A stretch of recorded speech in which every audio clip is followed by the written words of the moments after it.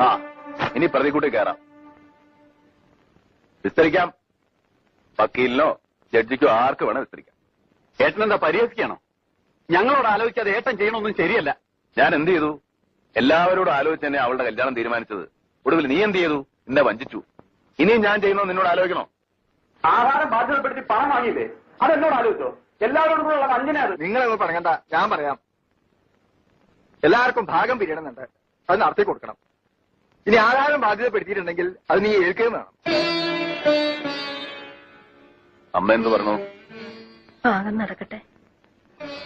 എല്ലാരും തല്ലിപ്പിരിയണേലും നല്ലത് അതന്നെയാ. നടക്കട്ടെ. വല്യമ്മാവ തന്നെ ഒന്ന് നടത്തി കൊടുക്കുക. എനിക്കിത് കാണാൻ വയ്യ. നടക്കട്ടെ. പിന്നെ നിങ്ങൾ ആരെയും ഞാൻ ബാധ്യതപ്പെടുത്തിയിട്ടില്ല. ഈ സ്വത്തിൽ എനിക്കും എന്റെ മക്കൾക്കുള്ള അവകാശം സുധയെ കെട്ടാൻ പോകുന്ന രാധാകൃഷ്ണൻ എഴുതി കൊടുത്തു. അല്ലാതെ നിങ്ങളാരെയും ഞാൻ വഞ്ചിച്ചിട്ടില്ല.